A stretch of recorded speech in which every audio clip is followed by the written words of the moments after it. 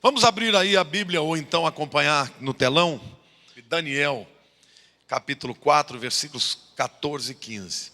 E assim diz a palavra de Deus: clamando fortemente e dizendo: derribai a árvore, cortai-lhe os ramos, derriçai-lhe as folhas, espalhai o seu fruto, afugentem-se os animais de debaixo dela e as aves dos seus ramos.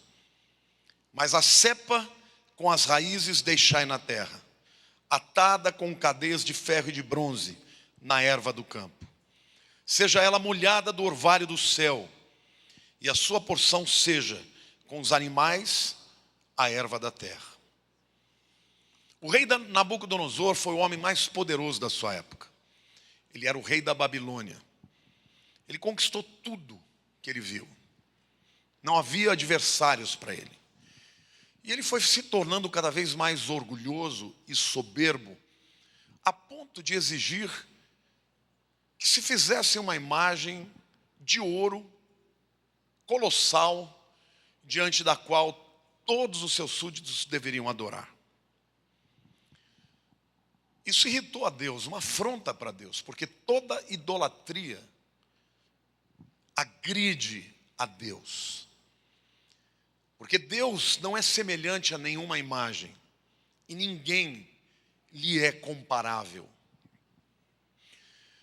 Nabucodonosor, então, um dia tem um sonho, onde ele vê uma grande árvore frondosa, árvore debaixo da qual as pessoas descansavam nas suas sombras, comiam dos seus frutos, uma árvore extraordinária. Mas de repente ele vê e tem uma visão de uma ordem que vem do céu para que se cortasse a árvore. E ela é cortada, sobrando somente uma cepa com as raízes. E a ordem que vem do céu diz: a árvore está sendo cortada, mas a cepa e a raiz, coloque uma corrente sobre ela para que ninguém a arranque. E Deus fala, durante todo o período do juízo, esta cepa que sobrou vai ser alimentada com o orvalho do céu.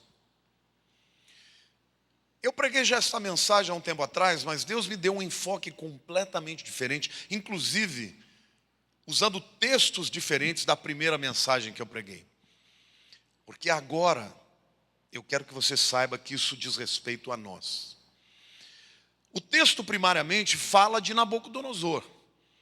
Fala que Deus estabeleceu juízo sobre ele e que ele passou 7 anos enlouquecido, endoidecido, perdeu a razão e ficou no campo pastando e comendo com as feras. Imagine um homem que tinha tudo, riqueza, poder, ficou louco. E durante 7 anos viveu dessa maneira, até que cumpriu o prazo do juízo. E Deus o restitui para a posição que ele tinha. E então ele dá glória a Deus.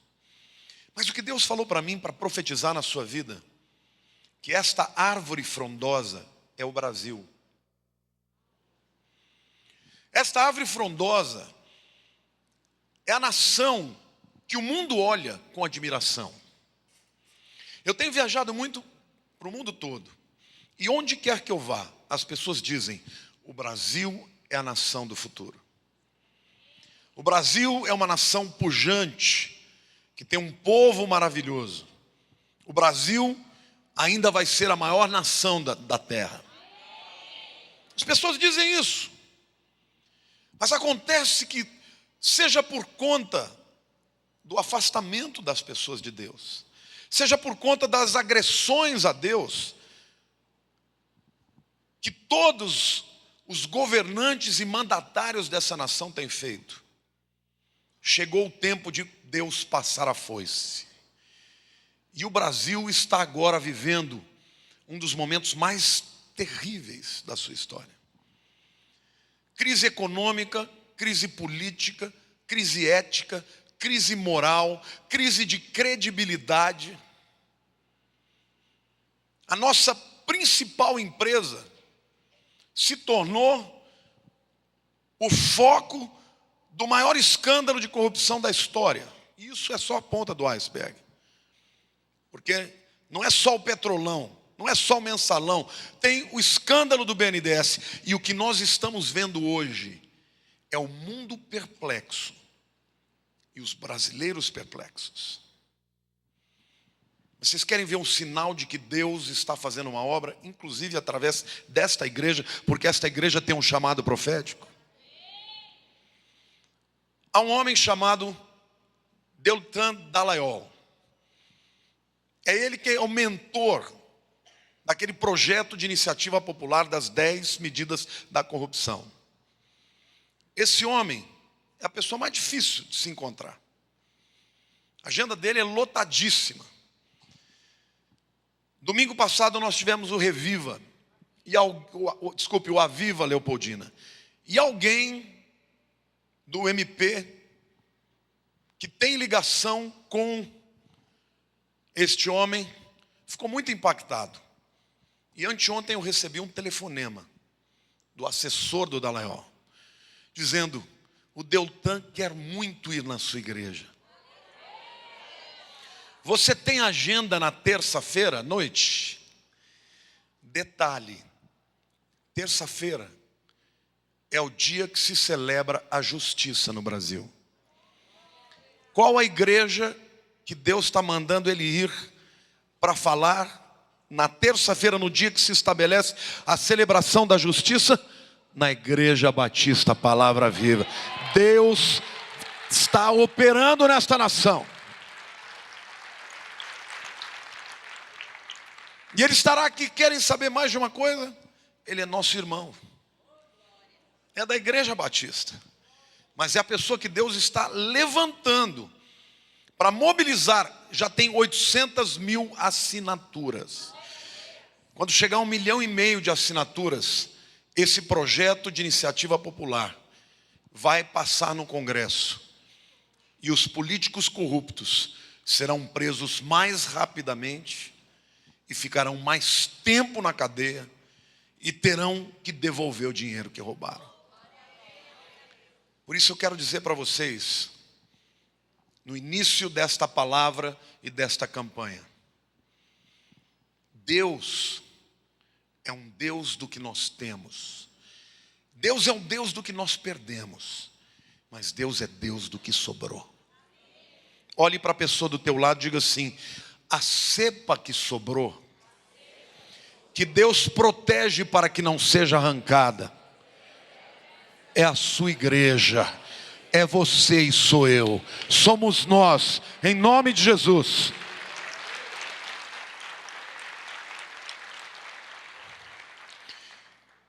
Isso é Deus dizendo para o inferno: você não pode levar tudo. Isso é o céu dizendo para o inferno: nesta cepa você não vai tocar. Sabe, querido, às vezes Deus até permite que nós passemos por abalos.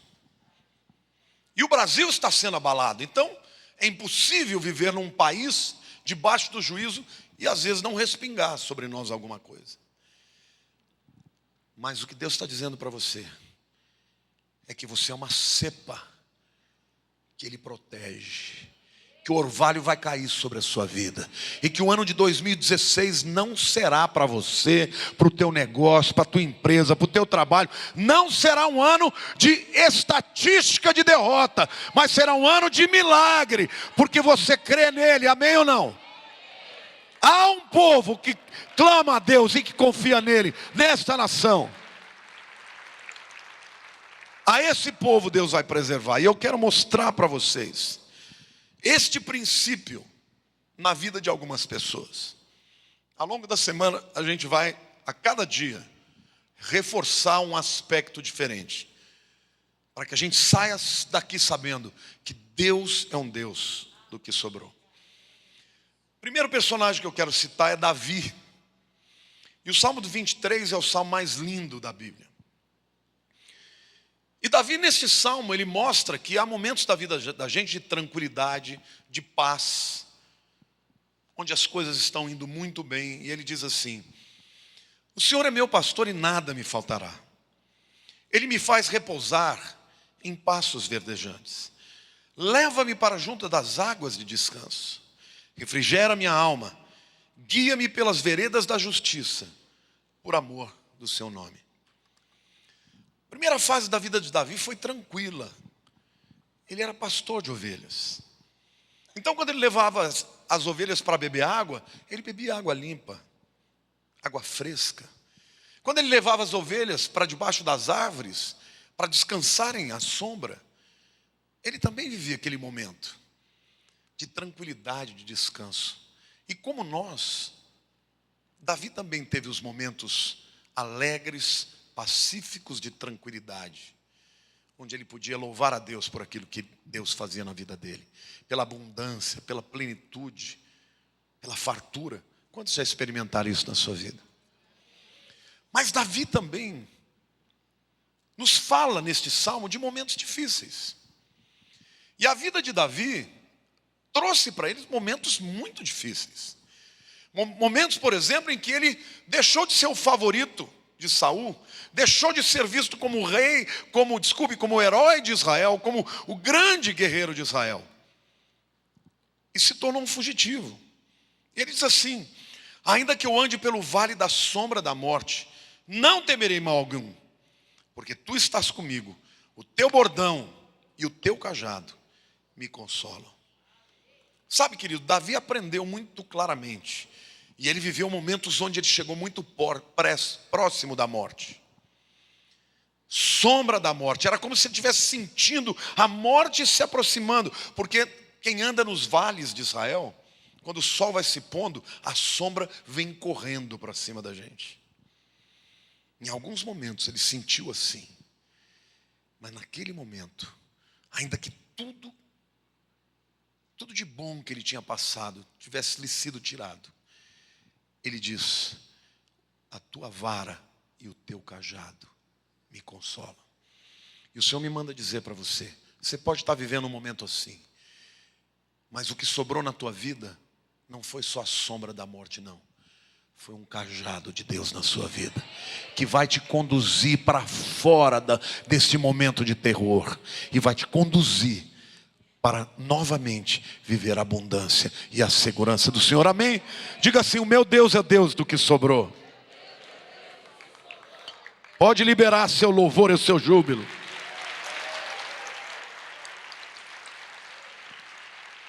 E o salmo continua dizendo: preparas-me uma mesa na presença dos meus adversários, unges minha cabeça com óleo, o meu cálice transborda. Sabe, querido, quando você está na fartura, você tem muitos amigos. Mas quando vem o momento da guerra, você tem muitos inimigos.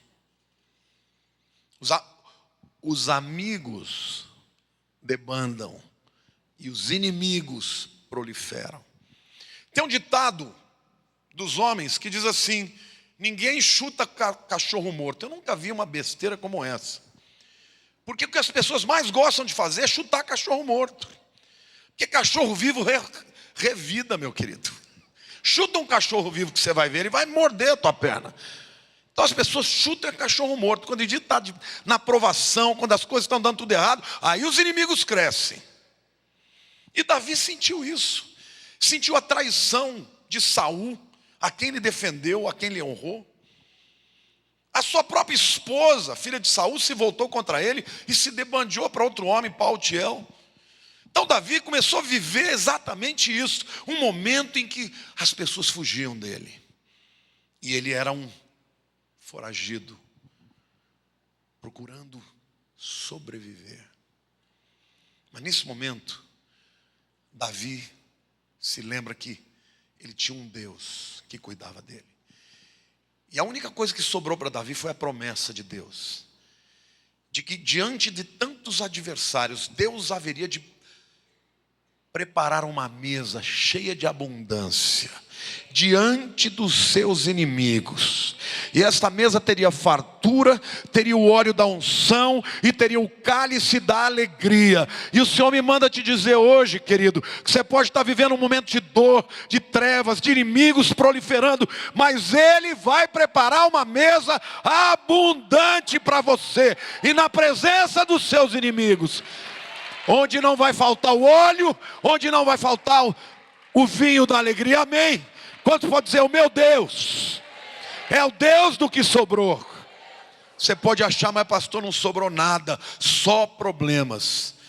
Mas o teu Deus vai pegar o pouco, ou quase nada que você tem, e vai transformar em algo extraordinário, para a glória do seu nome. Amém?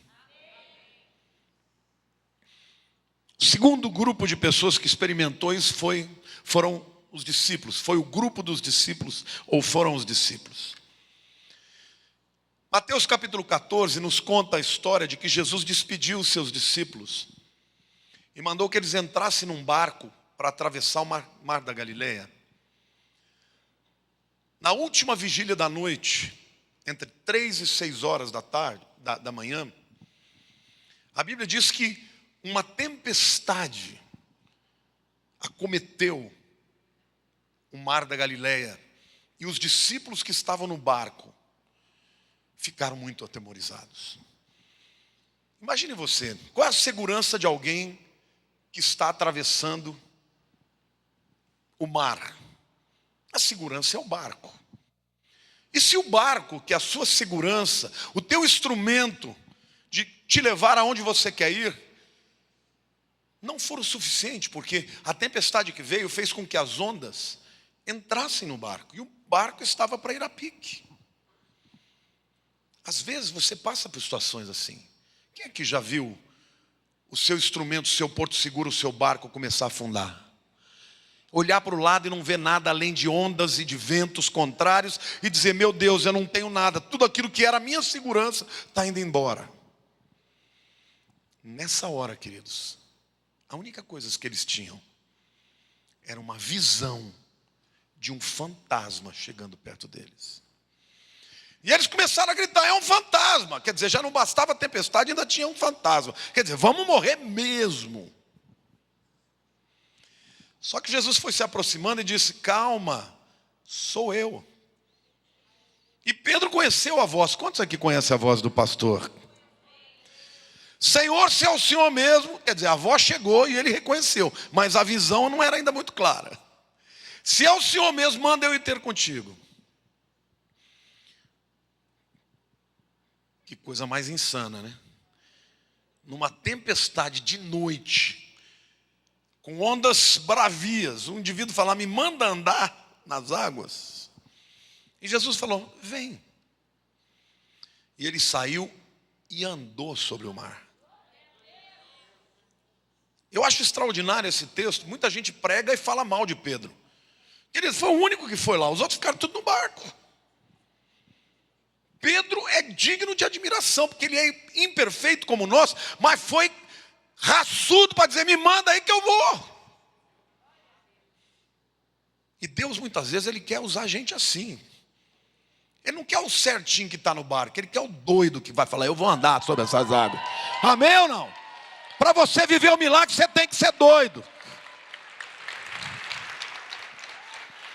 E a Bíblia diz que enquanto ele olhava para Jesus, ele andava sobre o mar.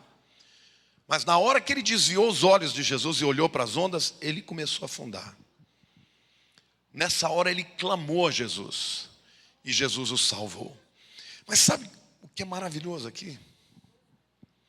O maravilhoso da gente ver essa história é que a única coisa que eles tinham naquela hora era uma visão distorcida de Jesus, que fez toda a diferença. Paulo entendeu esse princípio. Lá em 2 Coríntios 3:18, Paulo faz uma declaração que vai ser o nosso lema para o ano de 2016. E todos nós, olha para o teu irmão e diga assim: ó, você está incluído. Com o rosto desvendado, quando você aceita Cristo como seu Salvador, a venda sai dos seus olhos. com o rosto desvendado, como por espelho. Ainda não é perfeita a nossa visão.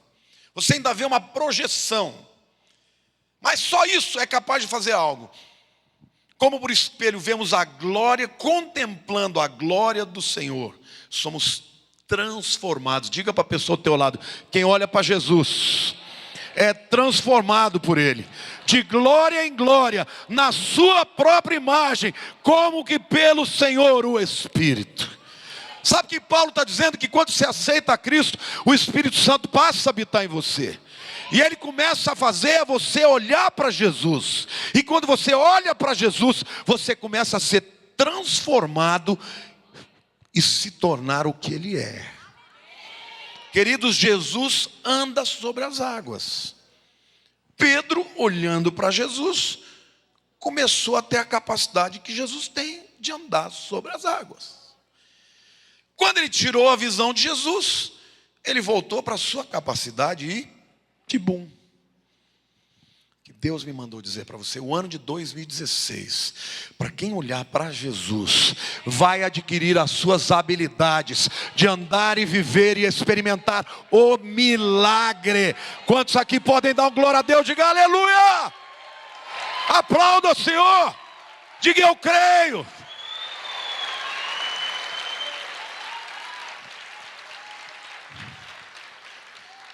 Entenda o princípio. Não importa o tamanho do barco, não importa o tamanho da tempestade, o que importa é você olhar para Jesus. E o nome Jesus, Yeshua, significa salvação. E querido, Jesus nunca vai fugir de você, Ele sempre vai caminhar para você. No primeiro momento você vai falar: mas será que é essa salvação? Será que isso não é mais um problema? Mas Ele vai continuar vindo.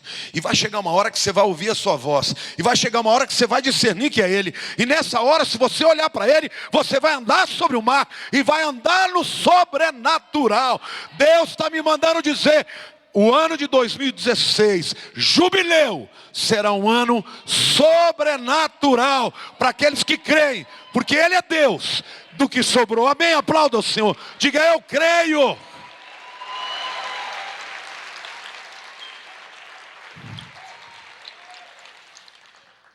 Pare de olhar para as circunstâncias.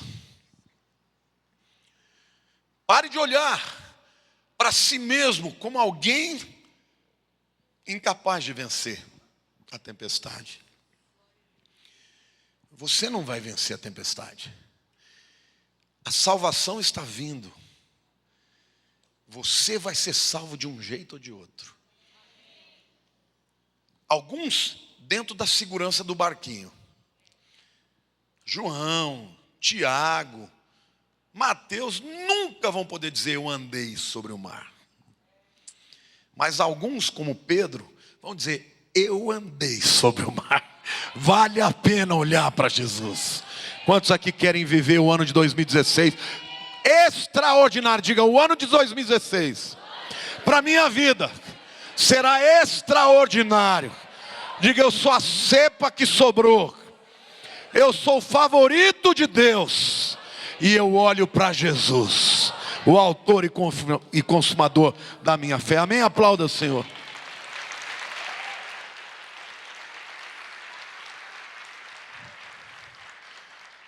Deus não precisa de muito. Ele sempre vai deixar sobrar alguma coisa. E através desse pouco, Ele vai fazer um milagre. Terceira pessoa que experimentou essa verdade foi José. José é outra pessoa que viveu a primeira fase da sua vida na boa. Favorito do pai, tratado com favor, com graça. Os irmãos iam trabalhar no trabalho duro da lida e ele ficava em casa com o papai. De vez em quando levava uma comidinha para os irmãos. Ganhou um casaco colorido que era caríssimo, feito pelo próprio pai. E ele tinha os seus sonhos. E nos sonhos que ele tinha, ele ia governar sobre os seus irmãos. Vocês conhecem a história. Ele perdeu o conforto, perdeu a presença do pai, a segurança do pai. Foi vendido como escravo. E quando chegou na casa de Potifar, ele foi vendido para servir. Perdeu tudo. Não, tudo não. Quase tudo. Sobrou alguma coisa.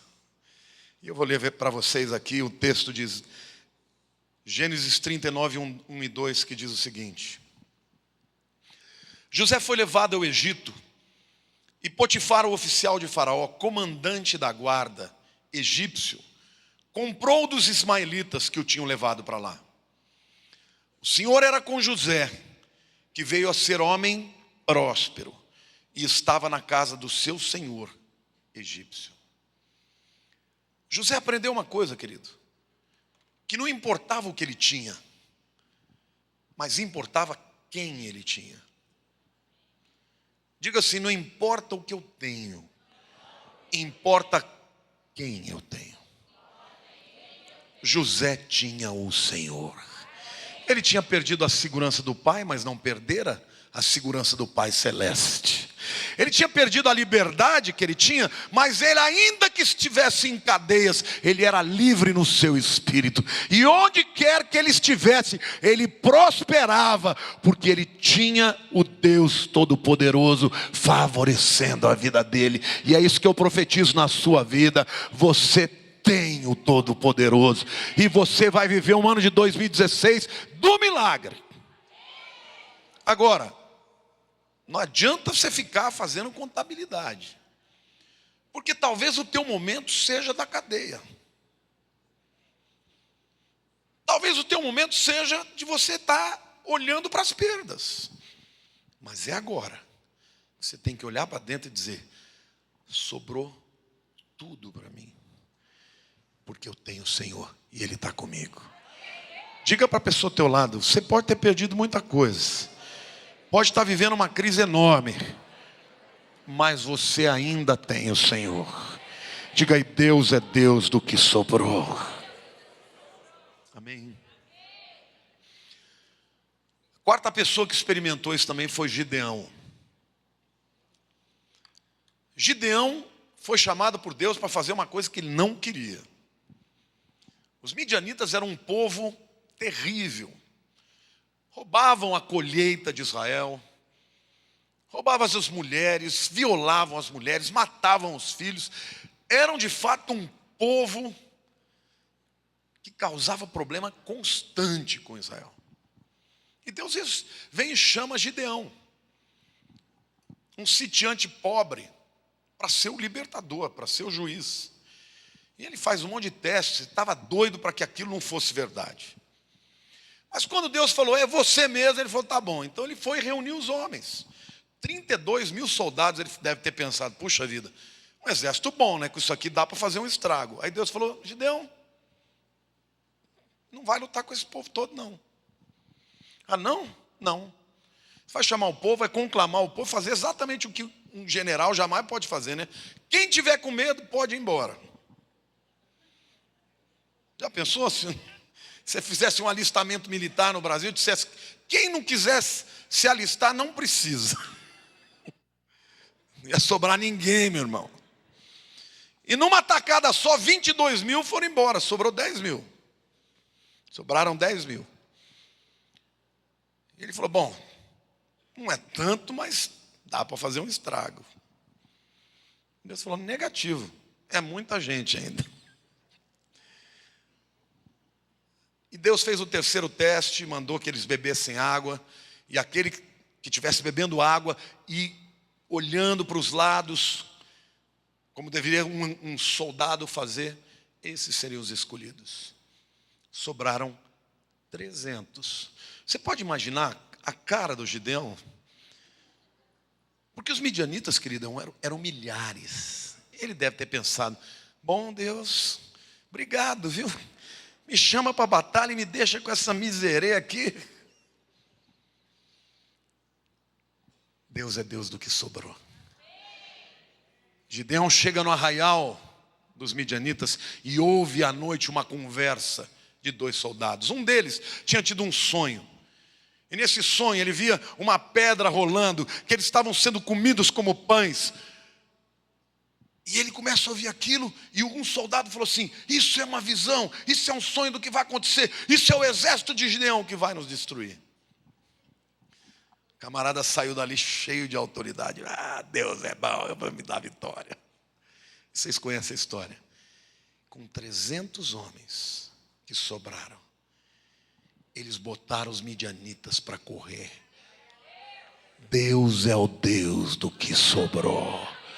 Olha para a pessoa ao teu lado e diga assim: pode ter sobrado só uns 300 conto na tua conta, mas Deus vai fazer o pouco se multiplicar, porque Deus é o Deus do que sobrou. Amém? Glória a Deus.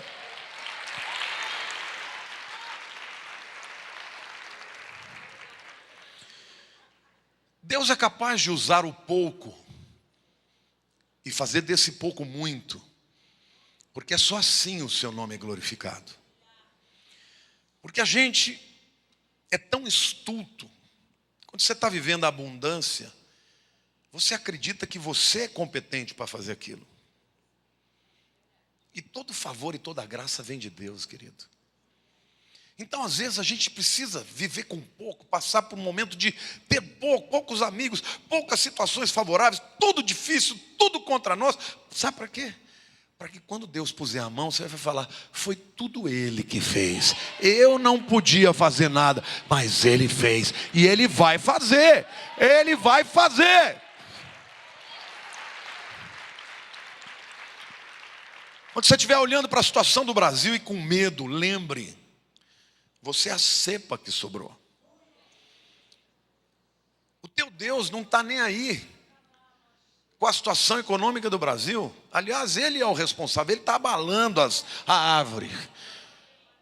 Porque o povo brasileiro vai clamar a Deus e acreditar que o Salvador não é nem o PT, nem qualquer outro partido, mas vai clamar ao Deus que é o Salvador, e Ele virá na direção daqueles que clamarem a Ele, e Ele será o Salvador. Você pode escrever: quem crê vai experimentar o milagre no ano que o Brasil vai passar por uma grande recessão. Vai passar por uma grande recessão. Nós estamos vendo só o início dela. Agora, a próxima nota de classificação das agências de classificação, o Brasil já chegou no mínimo do grau de investimento. Na próxima vez tem grande chance de se tornar um país de grau especulativo. Sabe o que é isso? Os fundos de pensão de Europa, Estados Unidos, que investiam aqui no Brasil para ganhar dinheiro, são proibidos pelos seus estatutos de investir num país cujo grau de classificação seja, de risco, né, seja especulativo. O dinheiro vai embora. O que vai acontecer com o dólar? O que vai acontecer com a inflação? O que vai acontecer com o emprego? Não adianta falar está amarrado. Querido, vai acontecer.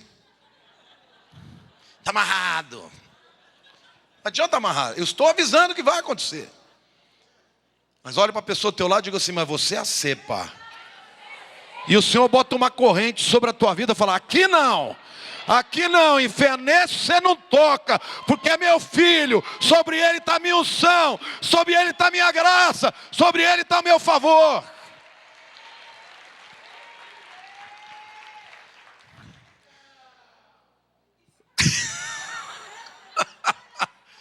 Eu gosto de crente assim, fala: comigo não. Querido, o Salvador está vindo na tua direção. Você vai ver o milagre. Quando o milagre acontecer na tua vida, você vai falar: uau, meu Deus, que é isso? E o Senhor vai dizer: é a minha glória, você é o meu favorito, meu favorecido. Dona Pina, o nome da empresa de vocês é Favorita, né? Você sabe o que é favorito ou favorita? É aquele que tem favor. Favor é um substantivo, favorito é um adjetivo. Então eu quero declarar para você que o Deus da essência, do substantivo, do favor, vai estender a mão sobre você e vai te adjetivar, vai te classificar como o favorito dele aos seus olhos, vai te tratar diferentemente, porque você o ama e porque você nele crê. Amém? Você crê nisso, querido? Quem crê vai experimentar isso. O quinto homem que experimentou isso, o Deus do que sobrou, foi Sansão. Sansão nasceu num tempo em que a principal qualidade de um homem era ser guerreiro. Hoje as pessoas são admiradas se elas têm dinheiro, inteligência, poder, né? Fama. Vocês veem aí, as pessoas que são consideradas bons partidos homens, né?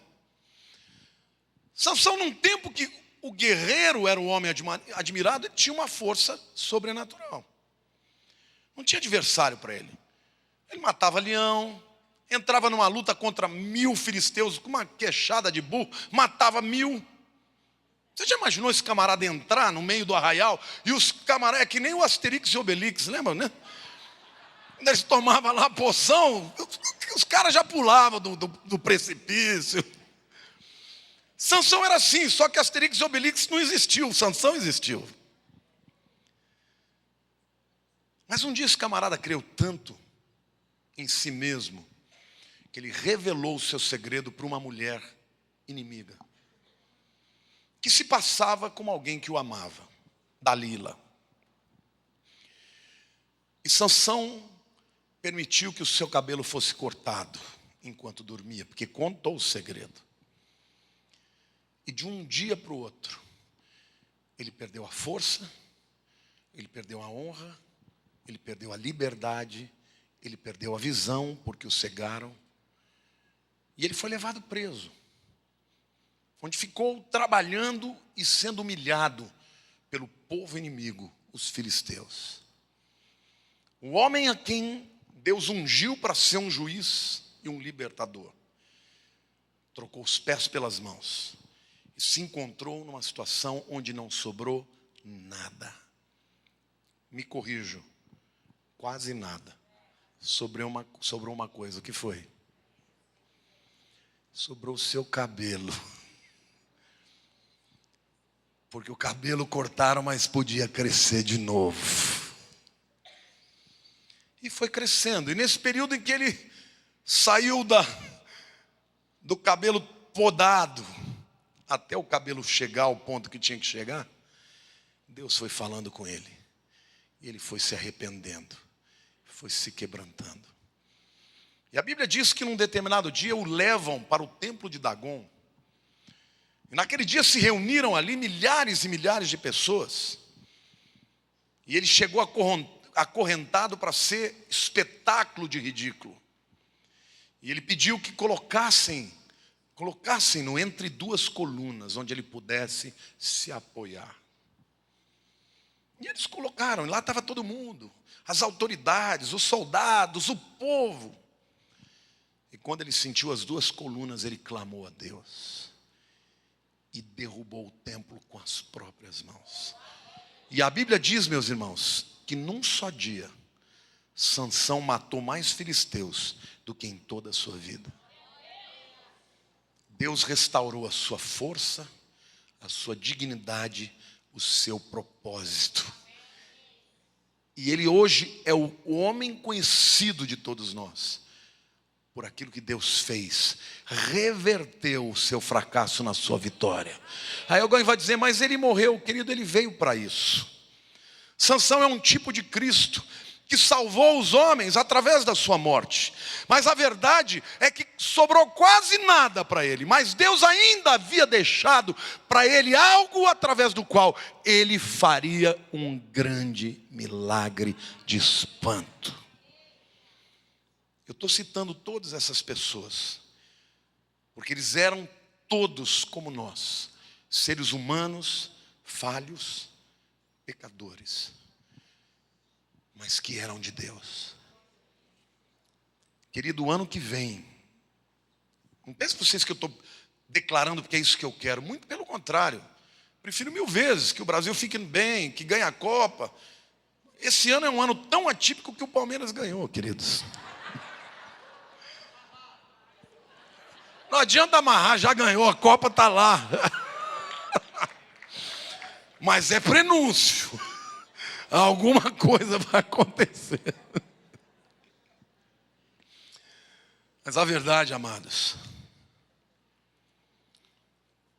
é que vai ser um ano difícil. Mas se você buscar a Deus, você vai experimentar os pequenos e os grandes milagres. Amém? Quantos podem dizer, eu creio isso na minha vida? Eu desejo isso na minha vida. O sexto personagem que eu quero citar é Moisés. Moisés, como todos sabem, cresceu no palácio como príncipe, tendo o melhor que o mundo da sua época podia oferecer. Luxo, riqueza, educação, treinamento bélico, tudo preparado como príncipe do Egito. Até que num dia, por causa de um ato errado, ele perde tudo e é levado para o deserto. E foi viver o pior momento da sua história, porque como alguém que cresceu como egípcio, ser pastor de ovelhas era vergonhoso. E Deus o chama de volta. Vocês conhecem a história, ele não quis, mas quando Deus quer, ele acaba convencendo as pessoas a fazerem aquilo que ele deseja. Então começou aquele embate enorme que Faraó representa Satanás. E Deus usa Moisés, não com o poder daquilo que ele tinha humanamente falando, mas sobrenaturalmente. E quando nós chegamos no capítulo 9 de Êxodo, versículo 8, existe algo muito tremendo aqui que eu quero compartilhar com vocês. Então disse o Senhor a Moisés e a Arão: apanhai mãos cheias de cinza de forno, e Moisés atire-a para o céu diante de Faraó. Ela se tornará em pó miúdo sobre a terra do Egito, e se tornará em tumores que se arrebentem em úlceras nos homens e nos animais por toda a terra do Egito. Queridos, Faraó está ali. Ele representa Satanás, quem resiste o povo de Deus. As cinzas é o que sobrou da fornalha. E o que o Senhor me manda dizer hoje é que na hora que você estiver passando pela fornalha, e às vezes a gente passa, é uma enfermidade, é uma decepção, é uma tristeza, é um problema financeiro, é um abalo na família. E a gente passa pela fornalha, e muitas vezes a fornalha, queridos, ela é tão quente que o que sobra é nada. São cinzas. Nada não, quase nada. Porque as cinzas, elas são na verdade testemunho de que algo passou pela fornalha. E Deus diz, na presença de Faraó, que é o diabo, você pegue o pó e lance para o alto em adoração a mim. E eu vou transformar esse pó miúdo no instrumento para a vitória contra os seus inimigos. A nossa alma é onde o diabo trabalha. Satanás, quando ele quer tirar alguém, desviar alguém do propósito de Deus, ele vai e ataca a alma. Você está com ressentimento, está triste, está magoado? Cuidado, seta do inimigo. Você pode ter todas as justificativas do mundo, mas o que Deus está fazendo com você é te passar na fornalha. E a fornalha, meu querido, é para você sair de lá oferecendo em louvor e adoração a Deus. E o Senhor aí garante que você vai ser mais do que vitorioso. E na presença do diabo, Deus vai fazer uma obra extraordinária na sua vida, para a glória do seu nome. Amém, irmãos?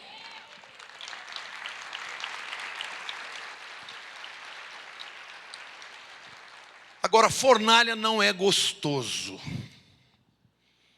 Tem gente que pensa que fornalha é sauna. Não, querido, sauna é bom. Ah, estou na fornalha. Não, está na sauninha. Só vai ser fornalha quando queimar tudo que não presta e sobrar cinza. O que Deus está dizendo para você hoje, meu amado: oferte a Deus a tua cinza. Ofereça a Ele.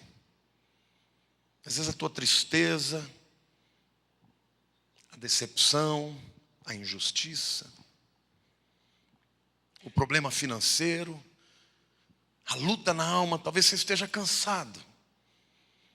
E talvez até esteja dizendo: ai Deus, o Senhor não está nem aí comigo.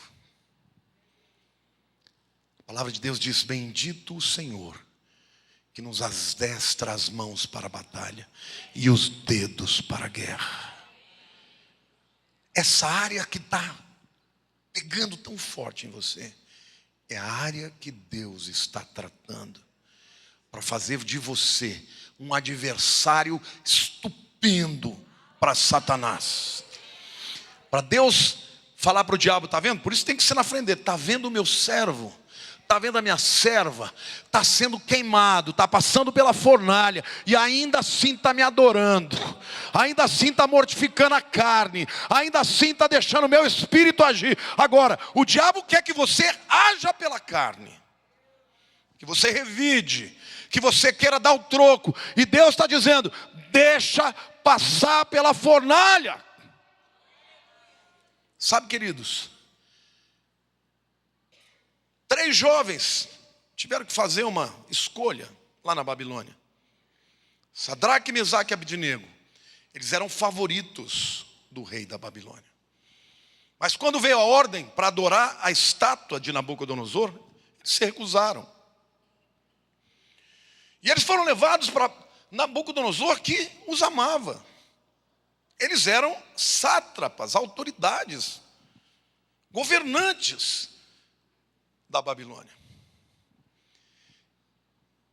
E foi por causa disso que Nabucodonosor conversou com eles. Ele não queria lançar juízo sobre eles. E ele disse assim: escuta, se vocês não fizerem isso, vocês vão ser jogados na fornalha. Eu acho lindo a resposta deles, porque é a resposta que nós temos que dar. Rei, nós não vamos discutir com o Senhor a nossa fé. Uma coisa nós te dizemos: o nosso Deus pode nos livrar. Mas mesmo que Ele não livre, nós não vamos nos prostrar diante de Ti. E queridos, eles sabiam que o destino deles era a fornalha. Mas quando eles passaram pela fornalha, eles não estavam sozinhos. Havia um 4º homem com eles. E este 4º homem, Nabucodonosor olhou de fora e falou: pera lá, não foram 3 lançados? E por que eu não vejo 3, mas vejo um 4º? E o 4º é semelhante ao Filho dos deuses. Era o Filho de Deus. Não era o Filho dos deuses, era o próprio Filho de Deus. E queridos, sabe o que sobrou dali? Nem um fio de cabelo chamuscado. As suas vestes não foram chamuscadas. O que sobrou de cinza ali foram as amarras e as cordas. Por isso Deus está me mandando te dizer: se você está na fornalha, não é porque Deus não te ama, mas é porque Ele quer que dessa cinza haja adoração genuína, louvor genuíno. E isso vai ser o instrumento que Ele vai usar para a glória do nome dEle e para a tua alegria. Amém? Quantos podem dizer: eu recebo em nome de Jesus? Amém, queridos? Esse é o nosso Deus. Diga assim: Deus é o Deus do que temos, do que perdemos e do que sobrou. Só que a sobra não é pouca coisa. A sobra vai ser muito mais do que você teve. A última pessoa que eu quero citar é Davi, em Ziklag. Ziklag era uma cidade que foi dada a Davi para viver com seus guerreiros, com as suas esposas, no período que ele esteve entre os filisteus. fugindo de Saul. Certa vez ele chega de uma guerra, de uma campanha, e ele encontra a cidade toda destruída, com fogo, pilhada. Levaram, além de tudo, dos pertences, levaram as esposas e os filhos. Os seus soldados queriam apedrejar Davi. Você é o responsável. E Davi foi orar ao Senhor, consultou o Senhor, o que devia fazer. E o texto diz assim, lá em 1 Samuel capítulo 30, versículo 8.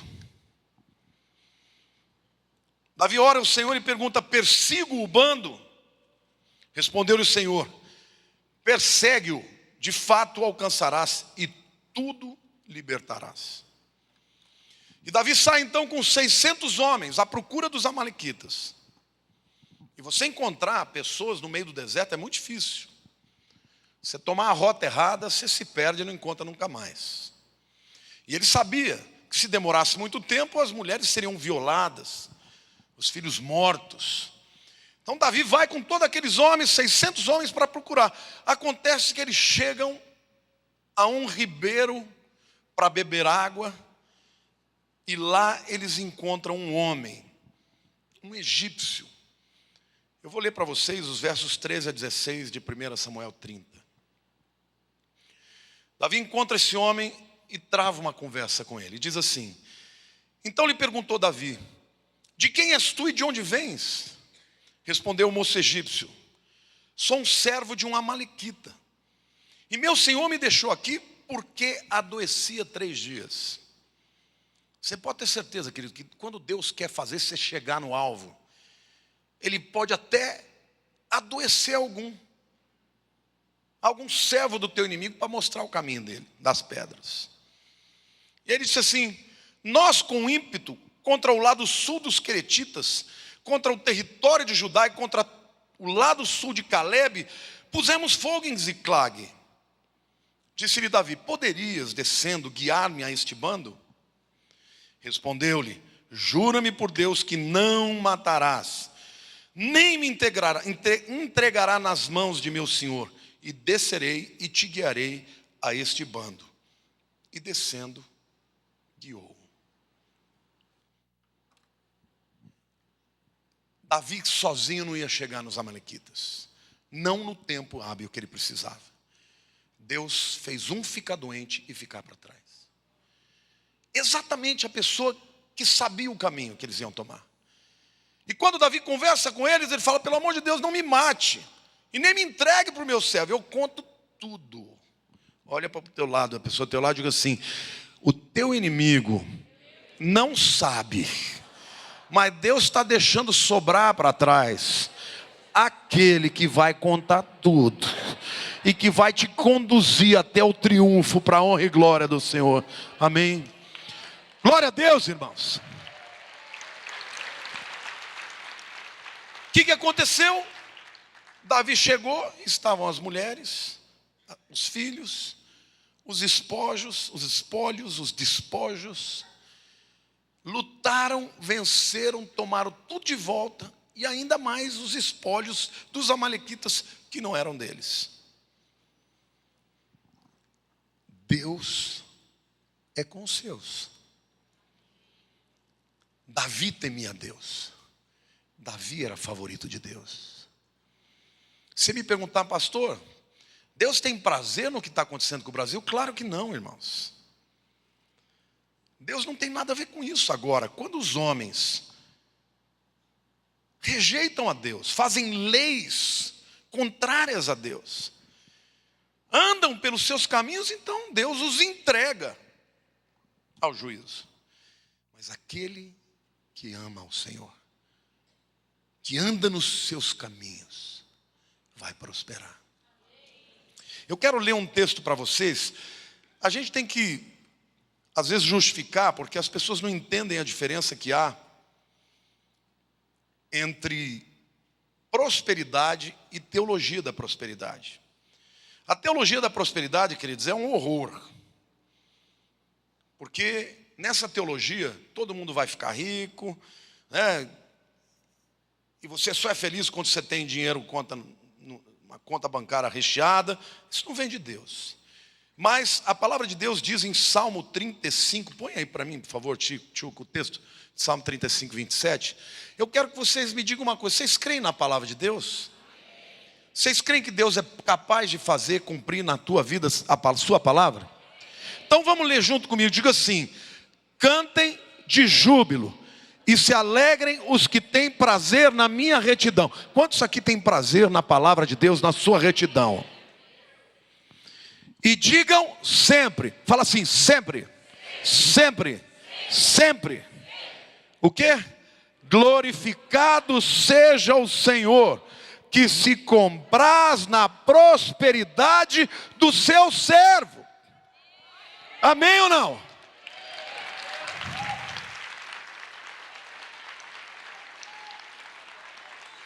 Você crê que isso é para você ou não? A Bíblia está nos incitando. Agora, as pessoas preferem ficar falando besteira. Nas redes sociais você só vê gente falando mal. Mal de A, mal de B, mal do Brasil, esse país não vale nada. Os crentes entram nessa pilha. Uma coisa é denunciar o pecado, e nós temos que fazer isso. Mas a nossa vida não pode ser pautada por isso. O que nós temos que fazer agora, e o que vai trazer glória para Deus, é cantar de júbilo. Diga, eu vou cantar de júbilo. Eu vou me alegrar. Porque o meu Deus tem prazer, se compraz na prosperidade dos seus servos. Quantos aqui são servos de Deus? Você vai prosperar. Agora, o que é a palavra prosperar? É ficar rico? Não. Nem todo mundo vai ficar rico. Mas a palavra saliar, prosperar, significa alguém que é comandado por Deus para fazer alguma coisa. E Deus vai prover todos os recursos para que essa pessoa vá até o fim. Prosperar é você entrar numa faculdade e tirar o diploma. Não adianta nada você fazer os 5 anos ou os 4 anos, chegar no fim, não vou tirar o diploma. Perdeu por causa de uma DP. Fala, Deus. Prosperar, querido, é você cumprir a sua tarefa. Isso vale para a tua família. Prosperar é você criar os seus filhos de maneira que eles se tornem pessoas de bem, tementes a Deus, com bom testemunho, que se casam bem com pessoas de bem, que têm uma descendência de bem, e onde quer que eles estejam, a luz de Jesus brilhe sobre eles. Que adianta ter todo o dinheiro do mundo e os filhos estarem nas drogas, na prostituição? Queridos, a palavra de Deus diz que tem prazer, Ele tem prazer na prosperidade dos seus filhos. Amém? Davi, quando encontrou aquele cenário adverso, com seus soldados querendo apedrejá-lo, ele sabia que o Senhor era com ele. E o que sobrou naquela circunstância? Um homem que adoeceu, que estava exatamente no lugar que Davi ia passar, para levá-lo até os amalequitas. E os amalequitas foram derrotados. Amém? O ano de 2016 será um ano duro, mas não para quem tem o Senhor. Diga assim: o meu Deus é Senhor dos senhores, é Rei dos reis, é Deus do que sobrou. Vamos ficar de pé, queridos.